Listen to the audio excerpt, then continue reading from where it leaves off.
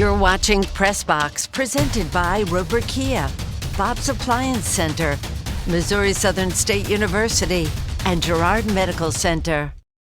Welcome into Week 7 of Press Box, live from the KOAM studio. I'm Sports Director Ryan Blank, alongside Ben McLeish, as always. And Ben, the playoff push, it's in full swing for our teams in Kansas and Missouri, with only a couple more weeks of regular season action. That's right. The postseason begins in just 2 weeks on Halloween for our teams in the Sunflower and Show Me states. And these last couple games are crucial, as everyone wants to be playing their best when it matters most. Two of those teams looking to do that, Carthage and Webb City, clashing at David Hafner Stadium in our KOAM Game of the Week. Carthage coming off a walk-off win over Republic, while Webb City dominated Willard last Friday.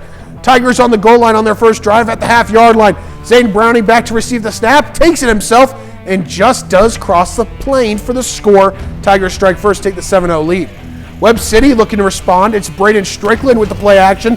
Looking downfield, finds Travian Turner in stride, who waltzes in to tie this one up at 7 with the touchdown. Big plays showing off early. With the Tigers, they're going to be threatening once again. Browning is going to hand it off this time to Landon West, who sheds a tackle and spins into the end zone for the touchdown. Carthage takes a 7-point lead into the half. But the Cardinals come out of the gates hot to start the second half. Strickland keeps it, sheds a few tackles, and takes it deep into Tiger territory down to the 5-yard line as Webb City would tie it up. But the Carthage defense holds strong the rest of the way as the Tigers win this one 28-14. After 3 consecutive road games, the Bulldogs of Carl Junction are back at Bulldog Stadium to battle Bolivar. Already leading 20-7 with 8 minutes left in the first half, Carl Junction quarterback Mason Gilbert pitches back to Tatum Jones for a 24-yard gain. On the next play, Gilbert fakes a handoff and throws over the Bolivar defense to a wide-open Maddox Shorter.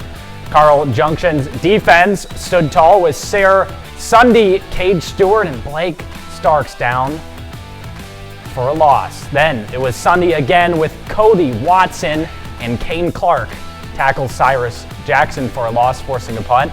After starting at the 1, Gilbert tries to find a receiver but takes off for a 34-yard run to put the Bulldogs deep into Bolivar territory.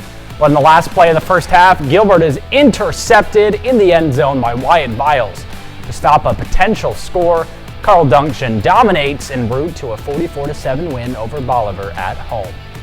The Mountaineers of Mount Vernon also returning home to host Nevada. We pick it up late in the second quarter. Mount Vernon down 18-0. Senior quarterback Hunter Dawson drops back to pass, being chased all over the backfield, where he throws across his body to find junior tight end Jackson Collier for a great catch and a first down.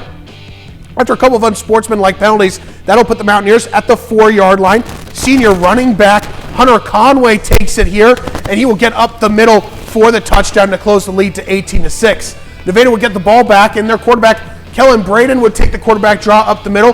He'll hurdle the defender for a first down to keep the drive alive. However, Nevada would have to punt back to Mount Vernon. Mount Vernon looking for points to end the half, but the Nevada defense has other ideas as they swarm Dawson, led by junior Isaac Jeffrey. Tigers go into half, leading 18-6, but the Mountaineers mount a comeback and upset the Tigers 28-24, the final. Lamar coming off a win at home, hitting the road to take on Aurora.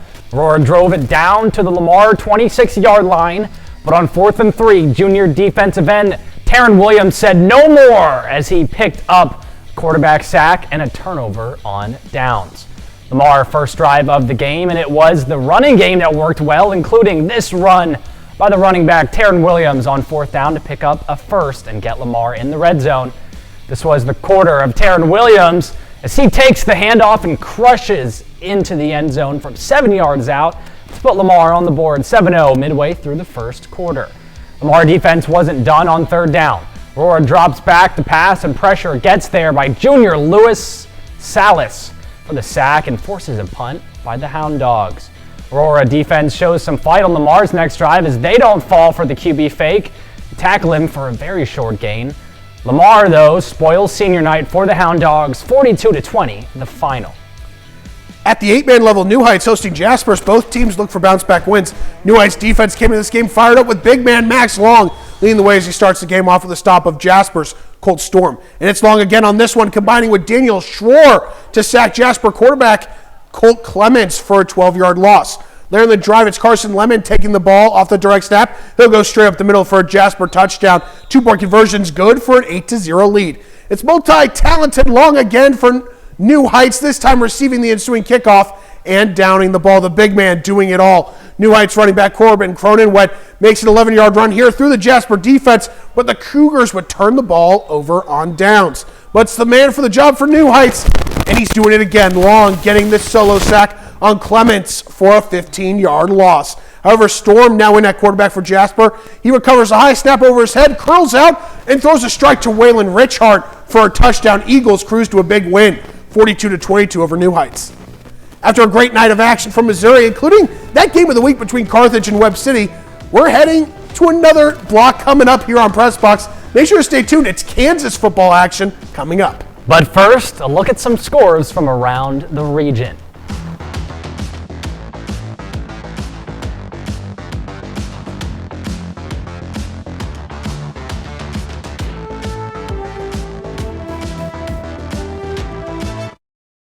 Welcome back to Press Box.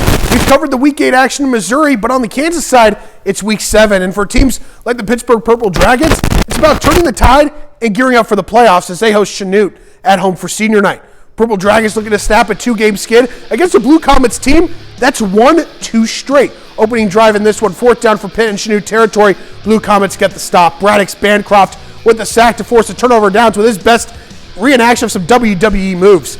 Ensuing Purple Dragons drive, Malcolm Riley taking the handoff from Jamarcus Davis. He's got a wide open hole, one man to beat, and Riley finds Pater on the long run to give Pitt a 7-0 lead. Chanute looking to respond. Chris Harding the second, dropping back to pass. J.C. Patterson gets a hand on it. Parker Pinamani hauls in the interception to set up the Purple Dragons in enemy territory. Following the pick, Pitt goes back to their senior running back, and Riley with another lane waltzes in for a second touchdown. Dragons lead 14-0. Under a minute left in the half, Davis drops back, unloads the deep ball, going for it all. Malachi Meadows hauls it in, races to the end zone for 6. Pitt leads by 21 at half as the Purple Dragons cruise to a dominant win on senior night, 42-0 the final. Erie Red Devils at home for the second straight week, hosting undefeated Colgan. Erie tries to set the tone with their ground game, but Colgan's defense is there for an immediate stop. Panthers get it rolling right away. Anthony Schreimer passes the ball to Clayton Adamson, who takes it all the way into the end zone.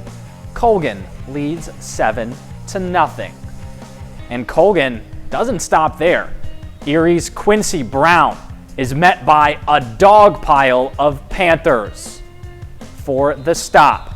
The Red Devils continue to struggle. Against Colgan's swift defense, a punt by Brown is blocked by Caleb Gardner. And Colgan doesn't take a break. Clayton Adamson hands the ball off to Joe Lomchek, who sprints into the end zone for the score. Erie tries to hold Colgan back, but they can't get it done as the Panthers dominate the Red Devils 59-0, the final score. One-loss Frontenac coming off a win over Baxter Springs in Columbus to take on the Titans. Jacob Murphy getting the call here, charges through the heart of the Titans defense, sprinting all the way down to the 10-yard line, laying the groundwork for a Frontenac touchdown later in the drive. Columbus with the ball, and Jet Tanner fires a pass. It's going to be intended for Jonas Stover, but it ricochets off Brogan Smith's hand, allowing Murphy to intercept the pass and break free for a big gain for Frontenac. Next play from the Raiders, it's going to be Smith searching around looking for an open man against that Titans defense. He will find his man Gage James, who secures the catch and advances into Titan territory. Smith, again, he's going to be looking to pour on some more points for Frontenac. He's going to toss it to his leading receiver, Caden Mirando, who carries within 2 yards of the goal line, setting up another Raiders touchdown. Into the third quarter, Tanner's going to look to make a play here for the Titans, launching a pass downfield. He's going to find his man Stover, who makes the catch over Mirando. Nice play there, but it's Frontenac picking up the road win over Columbus, 41-14. The Lions of Baxter Springs looking to get back in the win column against 4-2 Neodesha. Neodesha on offense. McCoy Cody takes the handoff up the middle for a nice gain, brought down at midfield. Next play, Tate Leck fakes the handoff, deciding to keep it for himself, would find a hole in the defense, and there he goes. Taking off toward the end zone, finally brought down by Caleb Grant, the 1-yard line. Blue Streaks looking to punch it in. Cameron White does it himself, making in across the goal line Yodashe kicking the PAT, normally routine, but not this time. Ball hits the post and out. 6-0 Blue Streaks. Baxter on offense again. Bradley Wade takes the handoff, would find some running room. Takes it for a nice gain. Next play, Cole Parrish takes a snap and keeps it for himself. Nice run here, finally brought down at midfield. Lions now down at the 2, trying to punch it in. Trying a little trickery here. Faking out our own cameraman. Touchdown, Baxter, 7-6 in the second. Yodashe, though, with a dominant second half, gets the win on the road, 38-25, the final. The Riverton Rams, winners of 3 in a row, taking on Fredonia. We picked this one up in the second. Rams up 21-6. Braden O'Leary drops back looking for his man, Max Coulter, and he would have no problem with this easy reception inside the Ram 20. A few plays later, O'Leary wanting to take it through the air, rolls out, throws into double coverage again, and finds Ethan Bryant in the end zone. Touchdown, Yellow Jackets. Fredonia going for 2. It's going to be Kaysen Farr. He'd have his number called. Going in motion, takes the handoff, dives across the line for the 2-point conversion. 21-14, Rams just before half. Riverton now at the ball. Noah Parker takes the handoff from Aiden Witherspoon, looking for some running room. Finally finds a hole, eventually run out of bounds at the 15-yard line. 3 seconds left before half. Javon Johnston for an easy field goal, and it's good. 24-14 Riverton at the half. Rams would make it look easy tonight. They go on to win 52-14 at home. Southeast Lancers looking to get above 500 at home against Jayhawk Lynn. Jayhawk Lynn off to a 20-12 lead. Reed Kroll will take the pitch from Denton White. Kroll cuts to the outside, breaks a tackle, dances around defenders, and runs it into the end zone. Jayhawks make it 28-12. Lancers looking to respond. Solomon Scott hands it off to Kane Windsor.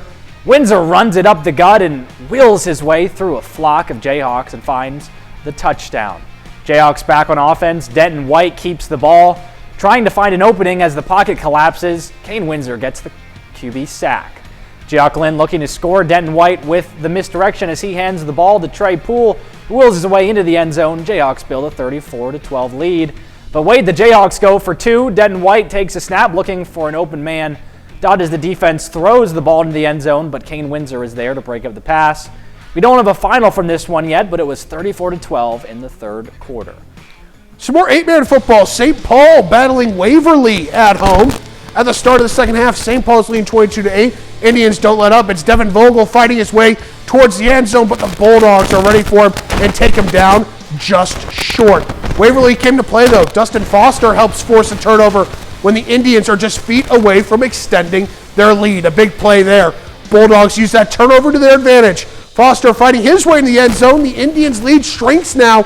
It's only 22-16. St. Paul not happy. Indians going back to Devin Vogel. He has some swift dodges while sprinting his way to score. They extend that lead to 28-16. Bulldogs try their hardest to fight back, but the Indians are on them the whole time. St. Paul maintains their lead and takes the win 28-24 the final.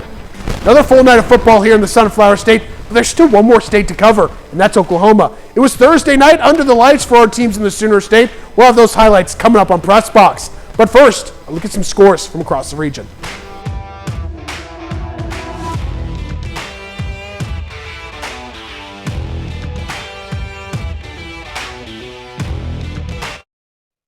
Welcome back to Press Box. Week 8 of Oklahoma football has come and gone with Thursday night lights as the back end of the regular season continues to march forward. Kicking it off with the rivalry renewed between Miami and Grove at Red Robertson Field. The Ridge Runners eyeing revenge after falling to the War Dogs last season. Grove attacking on its first drive. Colby Watson rolls to his left, fires it downfield to an open Isaac Sheffield, who waltzes into the end zone for the game's first point. Ridge Runners go for 2 and get it to take an 8-0 lead. But on Miami's first play, Donnet Garfield breaks free down deep into Ridge Runner territory. Bryson Richardson makes the touchdown-saving tackle, but the War Dogs have it 1st and 10 at the 5-yard line. Miami gets it down to the 1-yard line, but it's 4th down for the War Dogs. Blaze Riley receives a snap, takes it himself, and breaks the plane for the score. Grove still leads 8-6 after the failed conversion. Grove's next possession, Watson drops back, throws it down the middle to Richardson, and look at that speed. as he outruns the defense and takes it in for the score. Ridge Runners lead 18-6. Grove would dominate the rest of the way, taking down the War Dogs 36-13. The Quapaw Wildcats, winners of 3 of their last 4 games, hosting Pawnee in their annual Pink Game. Opening drive in this one, Bears in the red zone. Adam Pratt with the QB keeper takes it in for the touchdown. Pawnee up 8-0 after the 2-point conversion. Following a 4th down stop defensively, Bears back on offense. It's Pratt again calling his own number on the design run, taking it to the house for his second score, 16-0 Bears. Later in the first quarter, Pawnee back in the red zone. Aiden Marquez takes a direct snap, has room to run to the outside, waltzes in for 6. Bears are rolling on offense. Wildcats aren't going down without a fight, though. Following a big run from Tommy Matthews, Jace Gregory gives it to Wyatt Daniels, who finds Pater to put Quapaw on the scoreboard. Opening play of the Wildcats' ensuing drive. Gregory connects with a wide-open Hayden Radford on the slant. Senior puts on the afterburners, racing in for the house call, but Pawnee picks up the road win over Quapaw, 72-23 the final. Fairland, winners of 3 in a row, back at home to host Hominy.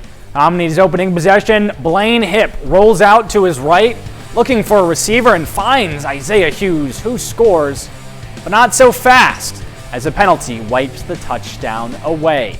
Fairland gets the stop following the penalty, now on offense. Carson Schertz finds a wide-open Witten Amos, and he's coming right at you for a 32-yard gain. A few plays later, Schertz calls his own number, sheds a tackle, and flies in for the 8-yard touchdown run. Owls lead 6-0 after a missed extra point. Hominy would respond, though, coming back down the field, and early in the second quarter, Hipp takes it on a decided quarterback run, goes up the gut, and the Bucks would go for 2. Hipp faking the handoff and finds an open Aiden Sanders for the conversion. Hominy takes the lead 8-6. Now it's Fairland's turn to answer. Schertz fumbles the snap, but is able to corral it, having to roll out and scramble, but keeps his eyes downfield, throwing on the run to Amos for a 23-yard touchdown to regain the lead. But Hominy comes from behind to take down Fairland 36-20, the final. Some high-scoring matchups across Oklahoma this week, but 15 games up and 15 games down here on Press Box. But as always, Ryan and I will be back to recap a full slate of football action from this week and look ahead to upcoming games. But first, look at some scores from around the region.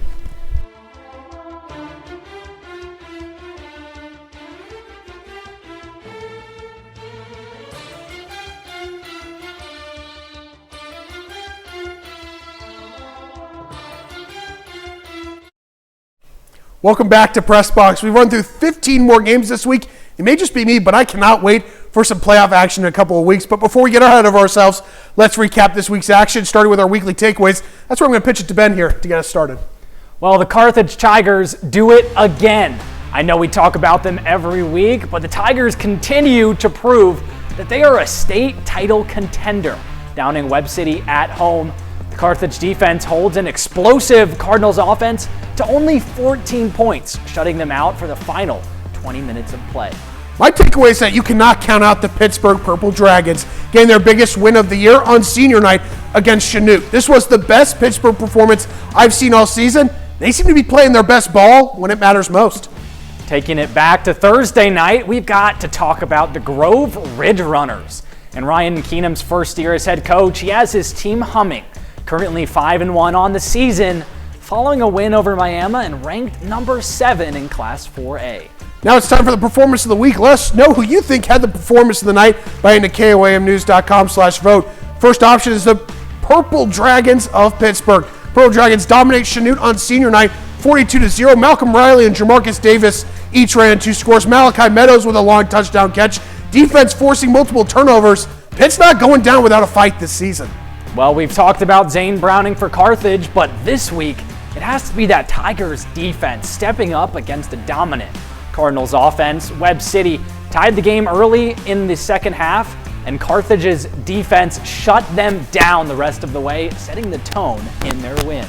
Now our final nominee is the Mountaineers of Mount Vernon, upsetting the Nevada Tigers at home 28-24, coming from behind down 18-0. Back-to-back wins, they're back to 500, looking dangerous heading into the playoffs. Looking ahead to next week, we round out the regular season in Missouri with some fantastic matchups including our KOAM game of the week between Joplin and Webb City.